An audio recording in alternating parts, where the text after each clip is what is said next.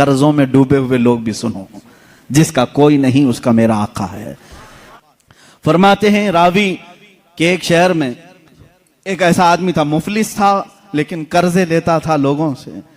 एक आदमी से उसने कर्जा लिया था, अब खाया पिया खत्म हो गया, पैसे नहीं थे, कर्जा मांगने वाले आ गए। कर्जों में डूबे हुए लोग भी सुनो, जिसका कोई नहीं उसका मेरा आका है।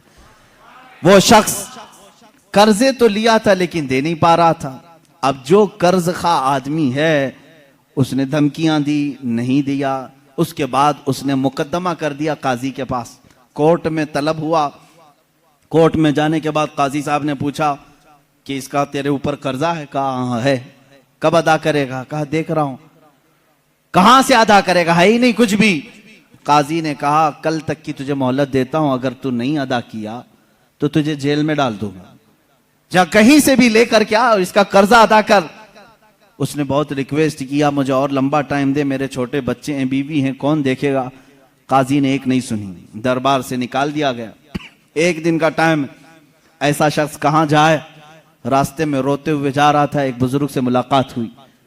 उस बुजुर्ग ने पूछा क्यों रो रहे हो? कहा ऐसा ऐसा मामला है। कहां से लाऊं? उस बुजुर्ग ने कहा एक काम कर, घर में जा, जब रात हो जाए अकेला बैठ, ताजदार मदीना पर दुरूद भेज। रसूल पाक सल्लल्लाहु अलैहि वसल्लम को अपने गम की दास्तान सुना, कुछ ना कुछ तो हल वहां से मिल ही जाएगा। लेकिन यकीन के साथ वो गया, डूबते को तिनके का सहारा। वो घर आया, शाम को अपनी बीवी बच्चों को जब उसने सुनाया तो सब गमगीन थे। एक दिन के बाद अगर बाप उनका जेल में चला जाए, उसका शोहर जेल में चला जाए, तो उनका घर कैसे चले।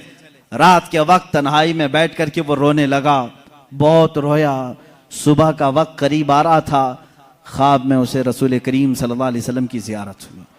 कहाँ कहाँ मेरे आका को ढूंढोगे? मेरे आका ने सच फरमाया, उबगूनी फी दुअफ़ाइकुम, तुम्हारे गरीबों में, कमजोरों में मुझे तलाश करो। रसूल पाक ने खुद फरमाया, तुम्हारे गरीबों में मैं मिल जाऊंगा।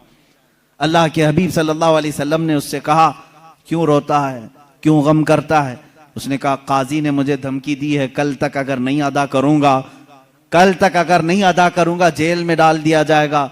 मुझे अभी कर्जे के लिए इतने माल की जरूरत है।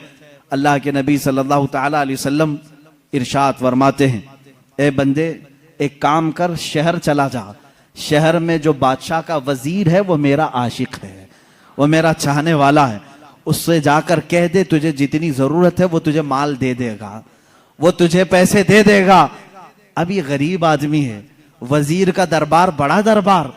इसने ख्वाब में ये पूछ भी लिया, आका अगर वो मुझसे सवाल करे तुझे रसूल पाक ने भेजा है तो मैं क्या दलील में बात करूंगा, दलील में मैं क्या चीज पेश करूंगा। हुजूर पाक ने ये तक भी बता दिया, फरमाया उसका एक राज है जो मेरे अलावा कोई नहीं जानता। मैं तुझे बताता हूं, उससे जाकर के कह देना, अगर वो तुझसे सवाल